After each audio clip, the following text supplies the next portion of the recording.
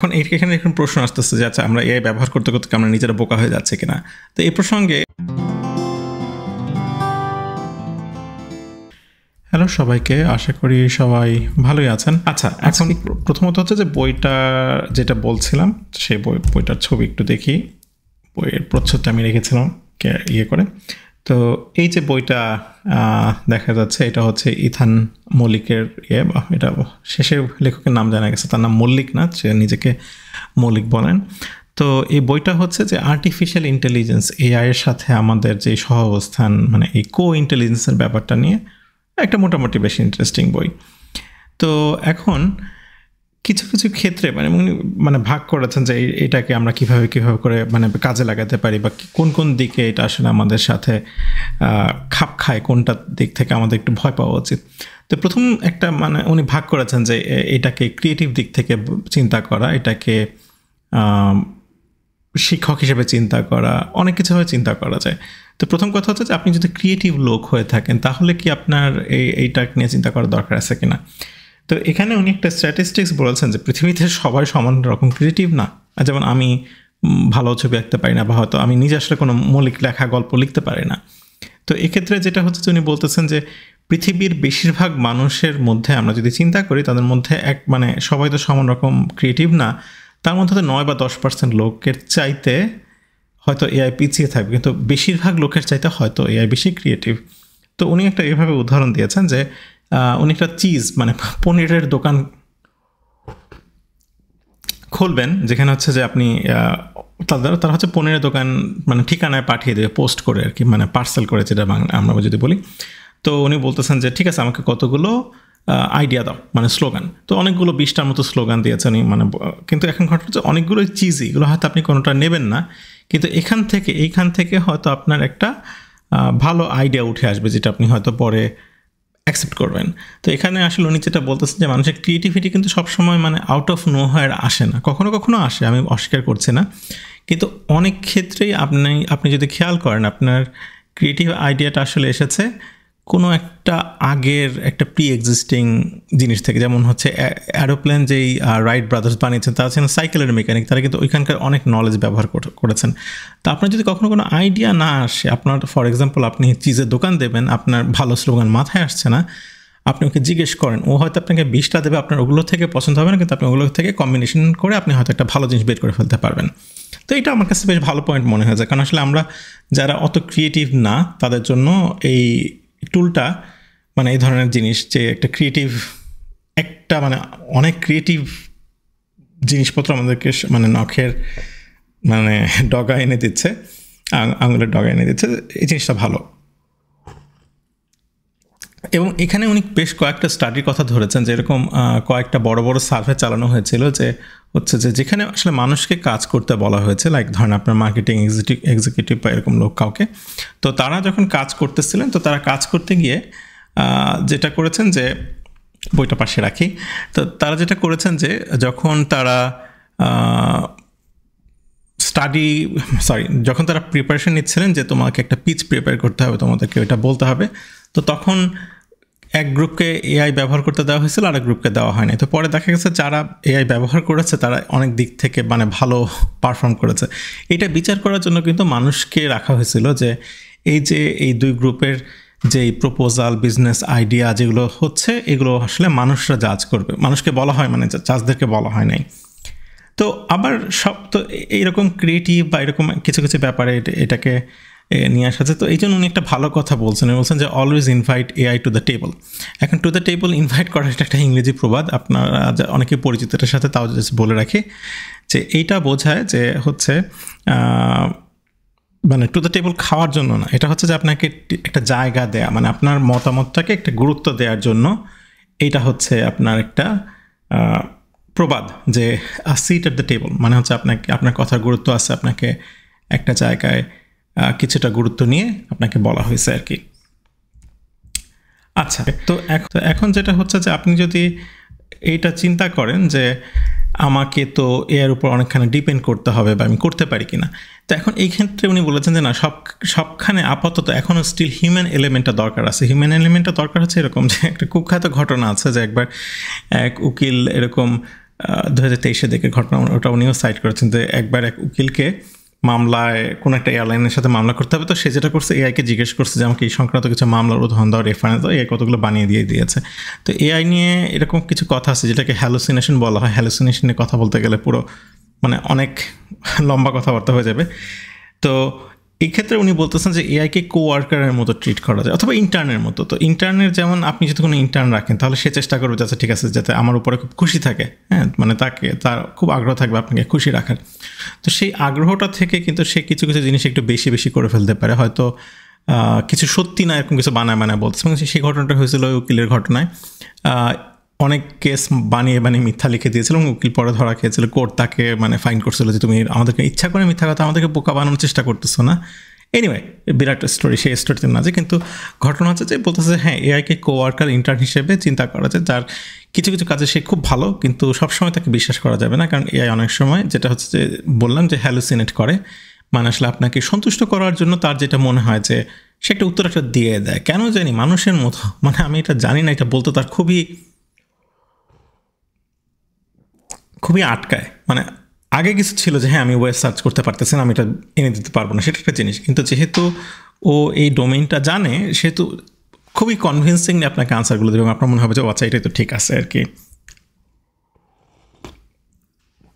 তো এআইকে পরীক্ষা করার জন্য আরেকটা এক্সাম্পল উনি বলেছেন। আচ্ছা, আমি একটা মজার কাজ করছি, ওনার এক্সপেরিমেন্টটা আমি নিজেও করেছি। সেটা হচ্ছে উনি বলেছেন যে এআইকে যদি জিজ্ঞেস করা হয় যে আমি টুথব্রাশ দিয়ে দাঁত ব্রাশ করা ছাড়া আর কী কী কাজ করতে পারি, এটার একটা ইংরেজি নাম আছে, এটাকে বলা হচ্ছে AUT, অল্টারনেট ইউজ টেস্ট। মানে একটা জিনিস দিয়ে অল্টারনেট কাজগুলো কী করা যায়। টুথব্রাশের কাজ কি? অবশ্যই দাঁত ব্রাশ করা। এখন দাঁত ব্রাশ ছাড়া আর কী করা যায় আপনি চিন্তা করেন। আপনি আসলে অন দ্য স্পট আপনি যদি 5 সেকেন্ড সময় নেন, আপনি কয়েকটা চিন্তা করে বের করেন যে আপনি কী কী করতে পারেন আপনি টুথব্রাশ দিয়ে।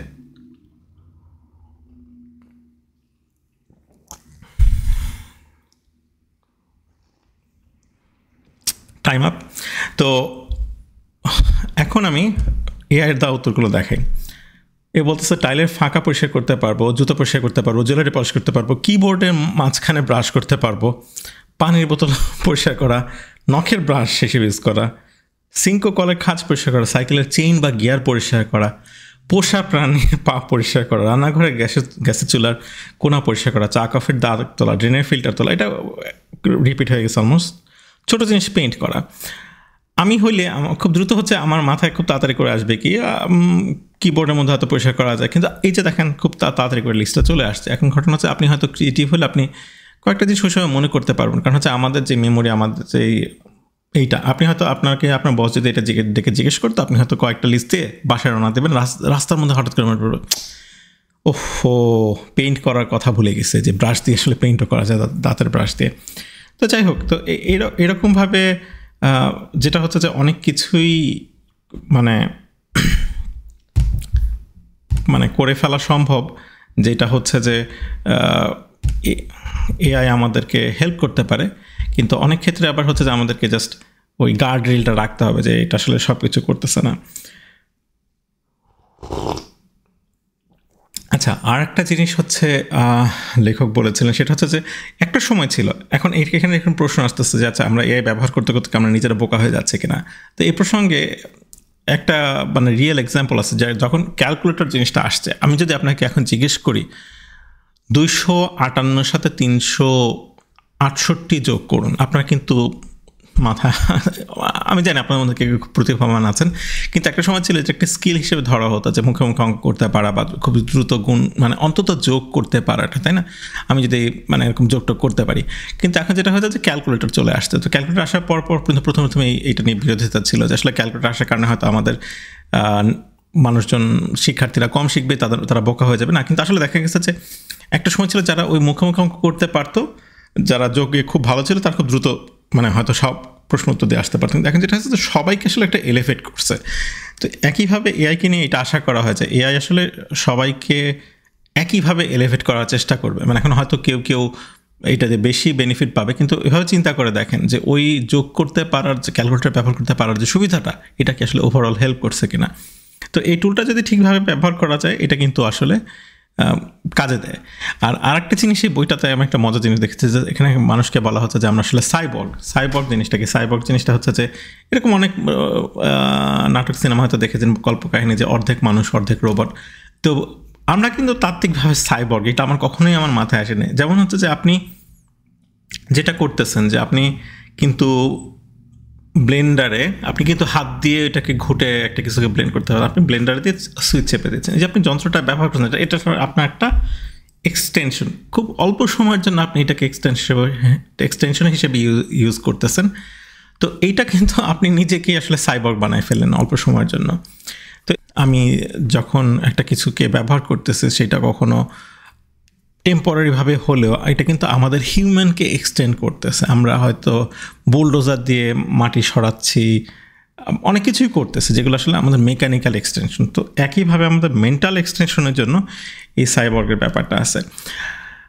আর বইয়ের আরেকটা অংশ উনি কোচিংয়ের কথা বলছেন যে সাইবর্গকে এআইকে যদি কোচ হিসেবে রাখা হয়, তো উনি লেখক একটা মজার একটা ইন্টারেস্টিং কথা বলেছেন যে আচ্ছা আমার তো বইটা লিখতে ভালো লাগতেছে না, বইটা শেষ হইতেছে না, তখন আমাকে কিছু মোটিভেট করো, কিন্তু আজে বাজে কথা বলবা না, প্রপারলি মোটিভেট করবা।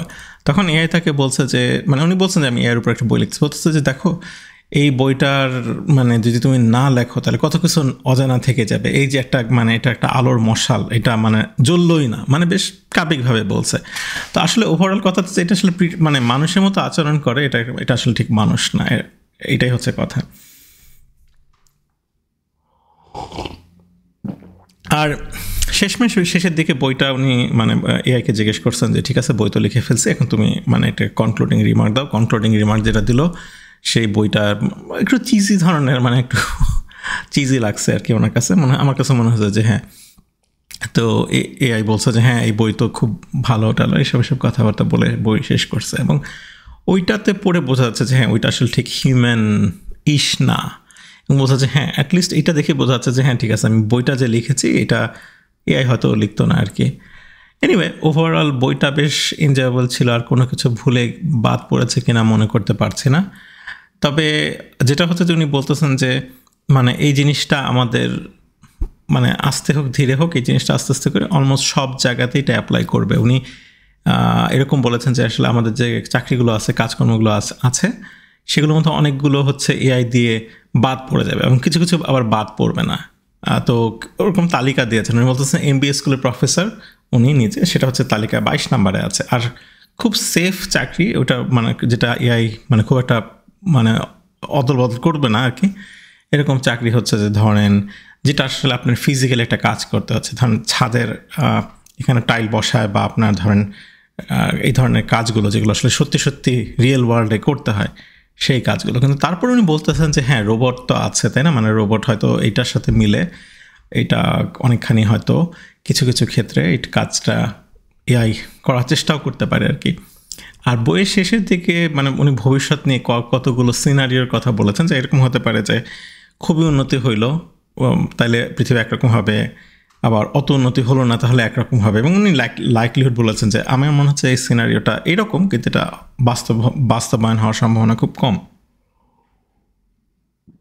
আর আরও কিছু সিনারিও আছে যে হয়তো এটা এখন আমরা এটার এক্সপোনেনশিয়াল প্রোগ্রেশন দেখতেছি, কিন্তু এখন আসলে কোনো exponential progression is not for ever. একটা পর্যায়ে গিয়ে এইটা আসলে কিছুটা ফ্ল্যাট লাইন্ড হবে আর কি, একটা সময় গিয়ে দেখা যাবে যে হয়তো অত জিনিসপত্র দিয়ে আমরা অত আউটপুট পাচ্ছি না। এবং উনি আরেকটা ভালো কথা বলছেন যেটা আমি ভুলে গেছি আগেবার বলতে, এখন বলে রাখি, সেটা হচ্ছে যে এআই কিন্তু আমাদের তথ্য লেখা দিয়ে ট্রেন করা। এখন তথ্য লেখা দিয়ে ট্রেন করার মধ্যে জিনিসটা যেটা হচ্ছে যে ভালো ভালো জিনিসপত্র কিন্তু পড়া হয়ে গেছে। তো অনেক ক্ষেত্রে দেখা যাচ্ছে এআই খুব উইয়ার্ড কথাবার্তা চিজি কথাবার্তা বলে বা এরকম করে। তো এখন উনি বলতেছেন যে আসলে ইন্টারনেটটা যদি আমরা লেখা বা বই হিসেবে চিন্তা করি সেরকম উনি যেটা অ্যাগেইন লেখকদের প্রতি আমার কোনো ডিসরেসপেক্ট নাই, উনি বলছেন যে চিজি প্রেমের রোমান্টিক স্টোরিজ বা সস্তা প্রেমের উপন্যাস আমরা বাংলা যেটা বলি, অ্যাগেইন নো ডিসরেসপেক্ট, আমি জাস্ট শব্দটাকে ইউজ করলাম। তো এআই যদি প্রচুর পরিমাণে সস্তা প্রেমের উপন্যাস পড়ে তাহলে ওর মধ্যে ওই ধরনের কথাবার্তা বলার আগ্রহ চলে আসবে, ওইভাবেই কথাবার্তা বলা শুরু করবে, তাই না? তো এখন যেটা হতো যে আসলে এরকম করতে করতে যদি ও সব কিছু পড়ে ফেলে তখন কি হবে? এখন সমস্যা হচ্ছে আমরা এআই দিয়ে লেখা অনেক কিছু ইন্টারনেটে আবার ফেলে দিচ্ছি। এবং এটা নিয়ে একটা কথাও আছে এআই স্লপ, ওইটা নিয়ে পরে ইন্টারলি আলাদা কথা বলবো, এটা নিয়ে মানে এখানে আর কথা লম্বা না করি। তো আসলে একটা সময় ওই জিনিসটা সার্কুলার হয়ে যেতে পারে, সার্কুলার রেফারেন্স, যে এই জিনিসটা এআই বলেছে তাই আবার এআই ওটা আরেকটা এআই সেটা পড়তেছে, এবং তখন দেখা যাবে যে এক কোম্পানির এআই লেখা জিনিস আমরা ইন্টারনেটে পেস্ট করতেছি। ফর এক্সাম্পল, আমরা যদি এখন সবাই ফেসবুকে যদি এআই দিয়ে লেখা জিনিসপত্র সাথে স্ট্যাটাস দিতে থাকি, আর এটা দিয়ে যদি এআই ট্রেন হতে থাকে, তার সময় দেখা যাবে এই জিনিসটাই ঘুরে ঘুরে আসতেছে। বা আমরা যদি ধরেন ইন্টারনেটে আমাদের লেখা দিতে থাকি এরকম করে, তাহলে কিন্তু ওই জিনিসটা ঘুরে ঘুরে আসবে। তো এটা নিয়ে অনেক কথাবার্তা আছে, এগুলো হয়তো আমার অ্যান্টেনার উপরে, আমি হয়তো অত কিছু বুঝতেছি না, বা ওইটা হয়তো আমার বোঝার রেঞ্জের বাইরে। তো যাই হোক, তো সবাই ভালো থাকেন। সামনে আবার কখনো কোনো একটা আরেকটা এপিসোড নিয়ে আসবো। তো স্টে ওয়েল, টেক কেয়ার।